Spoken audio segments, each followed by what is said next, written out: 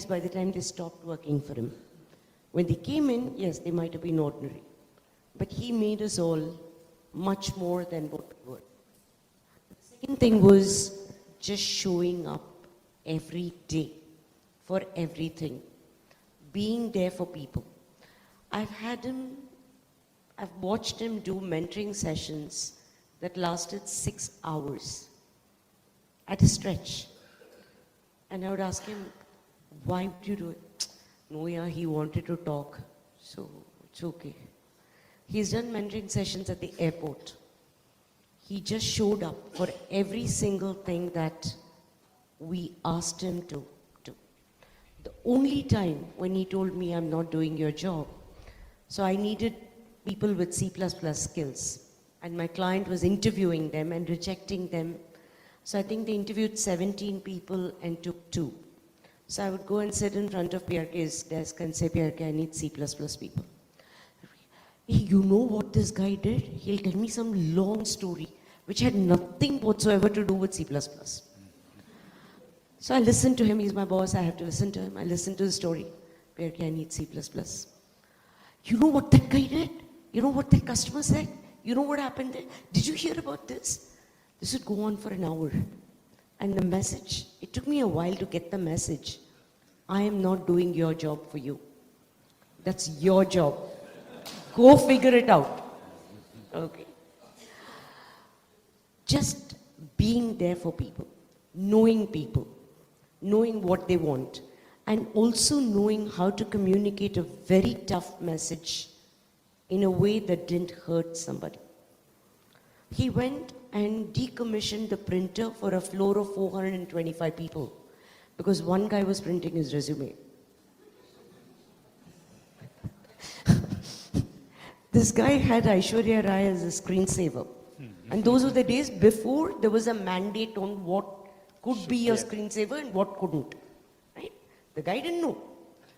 PRK took offense. He said, out. So he sent the guy home for a day. So, very strong principles, but also knowing how to say this to people so that everyone around gets the message without a lot of shouting and screaming. One of my colleagues used to say, I feel very left out, I will feel very unloved today. Why? PRK has not sacked me today. So he would tell people, I'm sacking you in the corridor. Say, very confidential, yeah. Right? There was always an element of humor in every single interaction. You got the message, but at the same time, you got it in a way that made you a better performer, made you a better person. Right? And I can go on and on. And when he accepted doing the CMM5, he came back from the Bombay trip and dropped this big spiral-bound book and said, hey, I told Dave Lobby we'll do CMM5, you do it, yeah. I don't know what that is. Yeah, that book will tell you what it is, do it. That's how we started.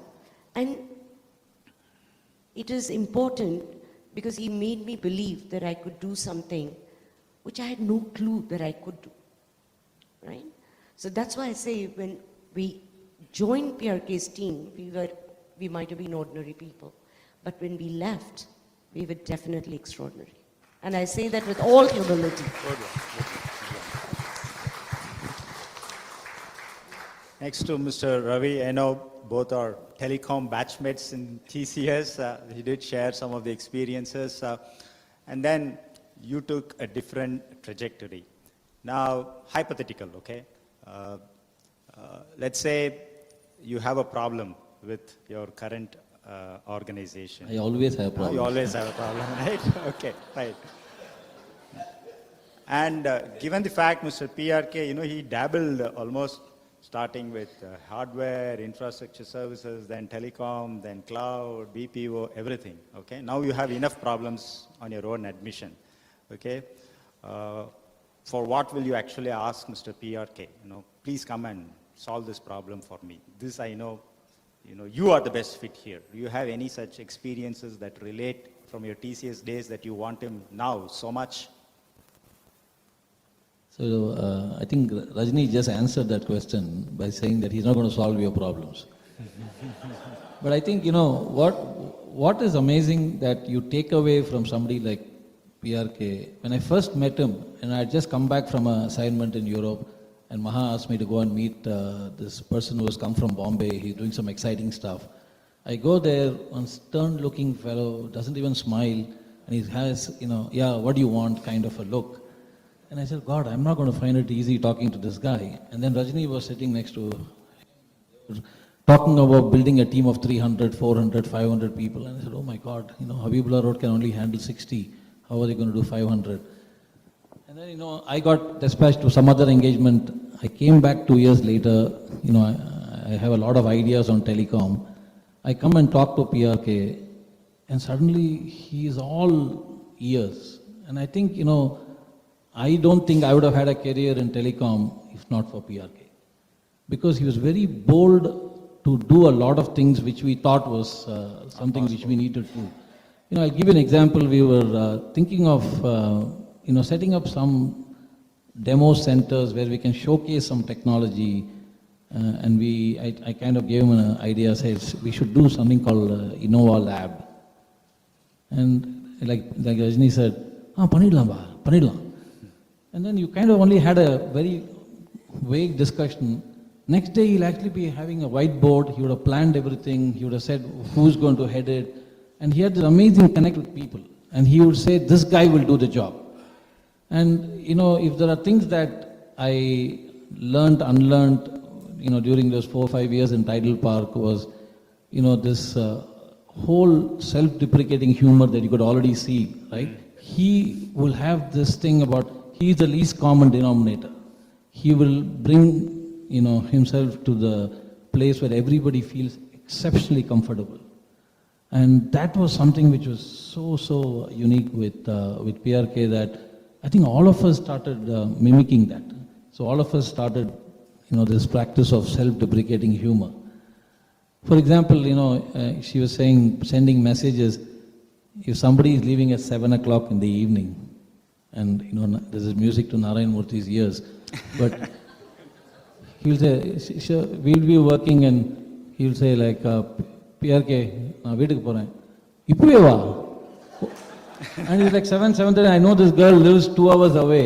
And he'll say, okay, நாளைக்கு half a day CL போட்டுடு. That was a very friendly way to say, yeah, go home, but there's a lot of work. I hope you're going to be. And the next day, the girl will probably come at 8 o'clock and say the same thing, and he would probably repeat the same thing in a very funny way. But the message would be sent. And for us, it was like, it was his way of communicating things very differently. And that gave him the ability to know people inside out. So when he spoke about the network bank, he knew every node in the. He was new to Chennai in 97, but I think was connected already. 50% of people had worked with PRK by 2001 or 2002. So those are the facets that you learn, managing people, managing complexity when it comes to relationships. And he used to call himself the Buddha in the room. He will say, oh, the 2 blackguards are there, but no such thing. He was the guy who will put structure and meaning to everything that we do. Yeah. So those are the things that I would say most of us would have experienced here. The self-deprecating humor, the attention to detail, the long hours. He will be with everybody in the room, getting the work done. So yeah, fantastic journey. Yeah, that's a good takeaway because this is something that's generic across industry. So whether it's IT services or any other industry, there are a lot of takeaways. Let me come back to Mr. Rajini before I go to Mr. Vinod. Today, the DEI, you have to be diversity and all of that, and you handle that specific dimension in your current assignment. So again, given that you had, lakhs of employees in TCS, so, and especially when those were the days where engineering was supposed to be masculine, and today, we find a lot of women also in engineering. So some of your experiences working with people like Mr. PRK that can embolden, give confidence. This is a general question for those who think for a long-term career in these type of industries that were stereotyped once Now, there's a lot of opportunities. You want to share some thoughts? I worked in telecom on the switching side before I moved to Chennai. So for me, engineering was the norm, right? But I think we had a comfortable 30% women in PRK's team, even in 97. And I don't think any one of them felt that they lost an opportunity because of gender. In fact, if anything, he would first ask the women, do you want to do this?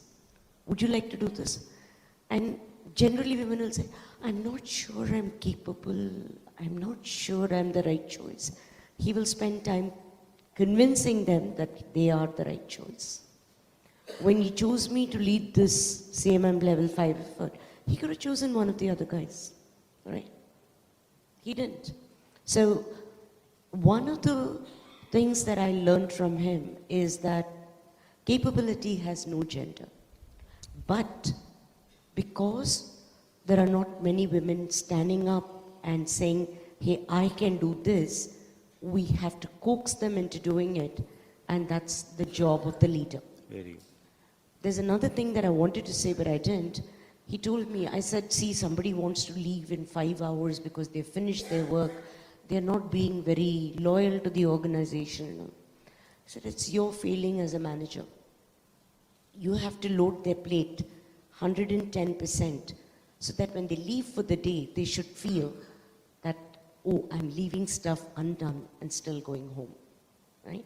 You shouldn't overload it so much that they feel overwhelmed, but it's your job to know that. Okay? So whether it was men, whether it was women, going home now, half day, was the norm. It didn't matter, gender didn't matter, but he went out of the way to give opportunities to the women so that, as you can see, there are quite a few here. Yeah. But there ought to be more. But that's really, and I think a lot of it, my attitudes, my behavior, my mindset, my perspective, I've learned from him. So. Thank you. That's a good one. Mr. Vinod, TVS Next and the canvas of the digital landscape that you're handling. I remember some 20 years back, Nokia's tagline, connecting people. And then I had one of my friends working for Nokia who said, oh, that's a good tagline, connecting people, but does the employer realize they are disconnecting families from them? They are connecting people and disconnecting families. So this digital landscape has also kind of transformed the personal relationships, whoever it is, between the client and the company or internal stakeholders as well. And Mr. PRK actually has dealt that in his book. Do you have any lessons that you want to share on how this digital experience, how Mr. PRK will be a bridge between his own success stories in TCS and TVS Next? If you have these type of digital landscape impediments, what would be the best takeaway for you? Very interesting question. So I would like to thank Tata's, especially TCS, for developing a brand called PRK for 40 years in development, and present here had the luck or fortune of working with him. I am dealing with a finished product called PRK. So my experience is very different in the sense that I think to your question about connecting, I just have to set some context. Please. I think with PRK's biggest strength, what I've experienced or come across is he knows all the blind spots. Like, also Ravi mentioned, he might not he might not solve all your problems. I think from my experience, it is basically, he will tell you what not to do. And for that, he will narrate or quote anecdotes of why you should not, what he went through. So he's a book of, this 40 years experience he brings to the table when he's trying to connect with you, connect with the team. and try and explain in a very, very lucid manner in terms of how to solve a problem, but you have to solve the problem. He will only kind of give you some guardrails, and that helped us. So from a question of how do you get the, you meant to connect the bridge people. between, yeah. Yeah, I think in today's world, I find it very challenging to apply some of these principles of getting people to, stick to certain, I'm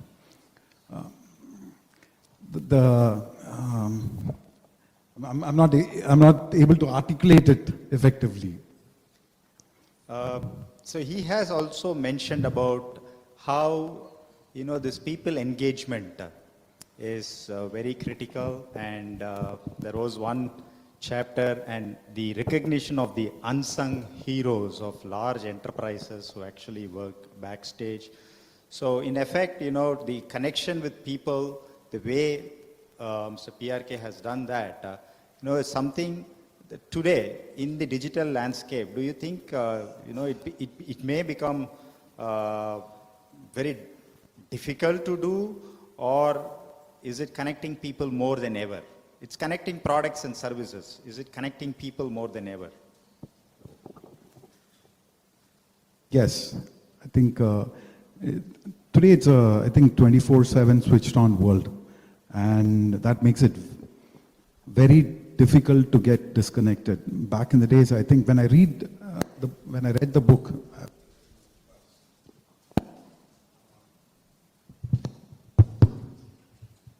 I find the difference in back when he was working and today how people are working. They're easily able to switch on, switch off, and with Teams and Zoom and all these video calls, there's no distinction between work-life balance. While I keep getting this question all the time. We can spin it in whatever form or fashion, but I don't think today there's any Escape route. escape. There are no guardrails or boundaries. You want to add something? I just want to add something to Yeah. I've been working with Vinod closely. Yeah, please. I wanted to explain the transformation I have gone through. When I started working with TVS Next closely, I have weekly sessions on that. The first thing I did was I learned everything I learned in TCS. See, we were this generation on the... This is after you left, after you After retired I- from TCS, okay. So the generation sitting on the dais, except of course Vinod, is very fortunate. Most of us had quarter-on-quarter growth, which was double digits. For me, the 40 years I spent in TCS, there was not a single quarter where I showed any negative growth. So I have to say I was very fortunate, and that gave me opportunity to grow, learn, and do well. At the current generation, I had to look at the problem statement differently than what it was there. And that's the first thing I realized, that don't give the examples of TCS, because it will not work in TVS Next. We talk about 24/7 switched on, but we will refuse to work beyond 8 hours. Now, what's the point in saying you are switched on 24/7? That is today. Whereas the previous generation never questioned it, whether it was 16 hours or 24 hours, we just worked because we had to deliver something. Yeah. So there is a contradiction in what we are saying and what we are doing. That's why I think there is one sentence I've used, we have the elephant in the room in the form of Alexa. It has come into our lives. So that is the mindset we are in today, that we are unable to tell the people that this particular production support requires you to work beyond that 8 hours. No, if it goes beyond 8 hours, I'll just walk out of the production support call. We'll never even dreamt of it, but it happens today's world. So the problem statement of Vinod to solve his organization problem are completely different from what I would have done in TCS in my days. That we have to accept. Current people who have been in the industry for 40 years have to accept that that advice will not work for them. We have to reinvent ourselves to advise them. Thank you. I have two questions for Mr. Lakshmi before I throw it open for the audience question. So you're prepared there? Okay, fine. Let's push back to a hypothetical situation, okay? Turn the clock back 30 years back. Mr. PRK is very successful and you are in Cognizant. How much will you push your leadership, to hire Mr. PRK, and why will you hire him? No, first of all, congratulations to PRK for bringing out this book. Fantastic. For someone in the IT industry who's so modest and so humble, to have the courage, the patience to write this book is something that certainly needs to be celebrated. And I haven't had the pleasure of working with PRK. Now I realize how lucky I am. I don't think it would have allowed me to get married if I'd worked. The stories that Ravi and Rajni are narrating, this is a tough life. I'm glad all the elderlies, the past people are here. The youngsters were here. I don't think many of them would have stayed here. Saying, boy, I'm not in the industry that these people come from. Okay, but that's how work was then, in those days. It was predominantly work of that nature. I think most of the people here can relate to all the terminologies that he used. Project leader, group leader, these are some terms that are very, very specific to TCS. There are equivalent terms, I'm sure, that are applicable in other companies. But it's an interesting industry. It's an interesting industry, and the title itself is very interesting. Because for all the people outside this industry, we appear extraordinary. The IT industry people are very extraordinary for having accomplished what they have, for growing an industry. But for people in the industry, because it is intellectually at a high level, very capable people, highly educated people, highly driven people, because of the competitive and the nature of rivalry that exists between people, everyone is ordinary. Unless you do really miraculous things, you're not extraordinary. So it's more like, being ordinary and doing extraordinary things is from a perspective of people within the industry.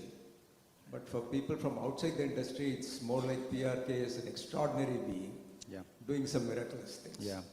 That's how that is.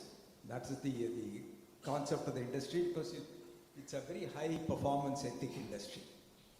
There are only two industries in India which have been studied well, and the number one, of course, in terms of performance ethics is the pharmaceutical industry, because there are certain regulations and the GNP practices that they have to follow clearly makes them a very highly performance ethic, performance-oriented organization. And the next would be the IT industry. And both these industries, that natural state every company tends to go into is one of friction, confusion, underperformance. And the way to control that, the only way you can bring it to a stable equilibrium position is through leadership. Unless you have good leaders who show the way, that kind of an underperformance will prevail. And for PRK and working with Vinod, he has taken on the next task, which is important, which is something that I learned from Kohli, and also one of the directors from TCS, Clayton Christensen, used to talk about innovation. And one of the things that he said is, the thing that we are talking about, there's nothing like retirement for people in this profession. There is a job, you take on some responsibility, your responsibility keeps growing. At some point, it says that, okay, I want to reduce the responsibility. So one has to keep constantly asking the question, what have you done lately? Whether you're working in a company like TCS, what have I done lately for my customer? What I did yesterday, done and dusted, gone, over. What I did previously, previous year, previous decade, done and dusted, gone. You cannot live on that glory. So you have to constantly keep looking ahead. That's when, there is Ganesh, the entrepreneur, used to say, I don't like to use the term ex something, the ex CEO, ex CFO, forget it. Why do you want to live in that past? Do something new and then have that title if you want a title, otherwise don't carry any title. And I hope PRK does that. He has already started doing it. He has started reinventing himself. He's forgotten the TCS story. That's a great way to start, and all the very best. So then let me pick the thread, and that's actually what I wanted to ask as the last question. If Mr. Sorry? Yeah, just this last question and then I'll pick it up. So if Mr. PRK comes and asks you, I find you more busy actually now after your cognizant times. I see you was chancellor of a university, very active in CMI, then an investor, TIE and all of that. So if Mr. PRK comes to you, where will you drag him actually? I will do to him what he did to others. Okay, so that is making my jobs easier. There is a question that's flashing, a Mentimeter question to the author himself. I'll read it for the benefit of the audience. In a fast evolving AI and digital world, how do you think today's professionals can stay relevant without losing authenticity and human values? Mr. Praveen. So the only regret I have in my career has been that I didn't attend much training in TCS. I said I attended on C++ because FC Kohli insisted that I do C++.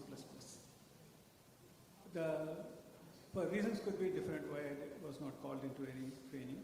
But in today's world, if I were there, going through what the youngsters are going through, I would probably relish it that I can get a certification sitting at home and I can do what I want to acquire as skills for the project I'm going to be doing.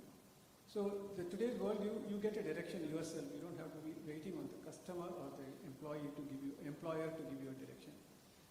But at the same time, don't do certification for the sake of doing it, which is where I get a bit disillusioned about the certification story itself. Because I have heard people say that I was asked to go through this training, but when I'm putting a project, it has nothing to do with the training I have gone through. Yes, we talked about it in 1980 also. We talk about it even today. So you would think there is nothing different.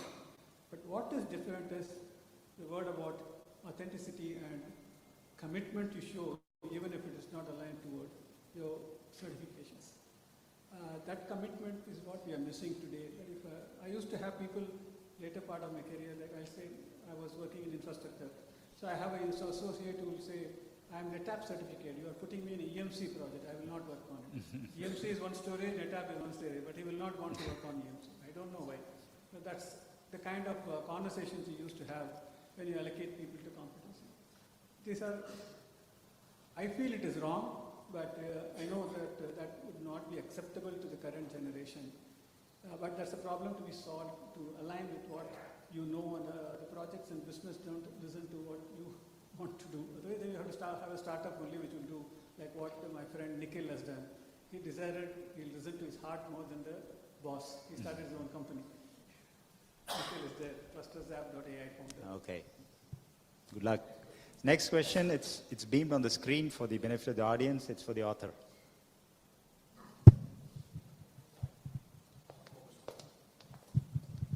See, all of us are ordinary. We are born ordinary. We continue to live ordinary, including people who have become CEOs and chairmen. If you know them very closely, they are ordinary people. The people who make them look extraordinary are the ordinary people who are around them. And the skill of that leader, depending upon how he selects those ordinary people to perform something exceptional. That's where a leader becomes a CEO or a chairman or whatever. And that's the difference between being ordinary and when I say people celebrate that. Whereas this book is trying to say, don't celebrate that. Celebrate what you are today and continue to improve on it. That's the difference I'm trying to convey through this book. The last audience question.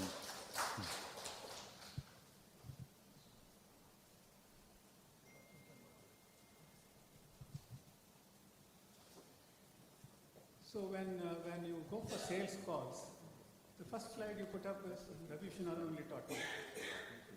What is your unique value proposition? One more question. All the pre-sales guys will know. Darshana will probably know better than anybody else. Unique value proposition kya hai? All of us will write English sentences which have nothing to do with the project.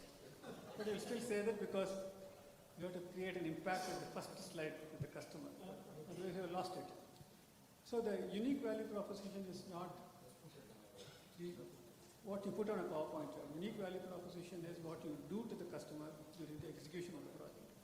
And you are telling the customer that this is unique because it will help you do something. That means it has to be driven by data to say that that's why I'm calling it unique value proposition. Here I am saying the same message, but I'm telling that to stories because then only you'll read it.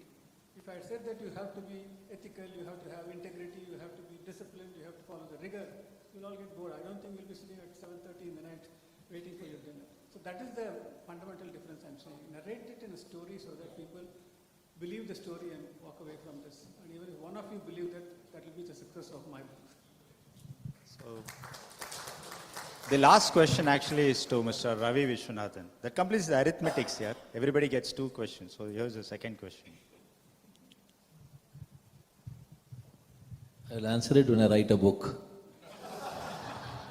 This is about PRK. Let us celebrate the book, and I wish all the very best. I'm happy to talk to Rajesh outside, but this is about PRK and his book. So let's stay very focused on that, please.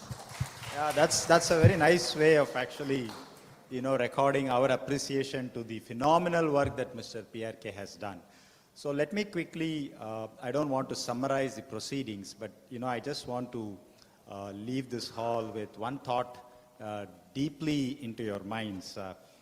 Whenever books like these are written and they are available in the shelf for a price, and many of the books are actually valued based on the number of copies it is sold. But I want to change the narrative actually.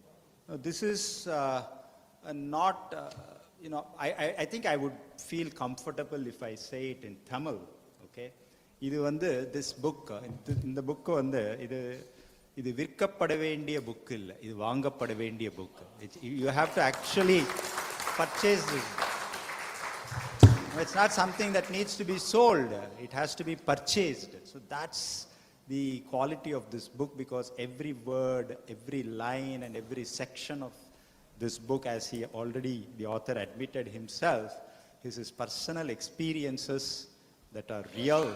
And these personal experiences of the author are lessons that build individuals, institutions, and in the process, the country itself. And I encourage all of you to buy, read, and internalize all those experiences. Thank you very much for being a wonderful audience. And please, a standing ovation to Mr. PRK. And his wife has also joined. She also deserves a standing ovation.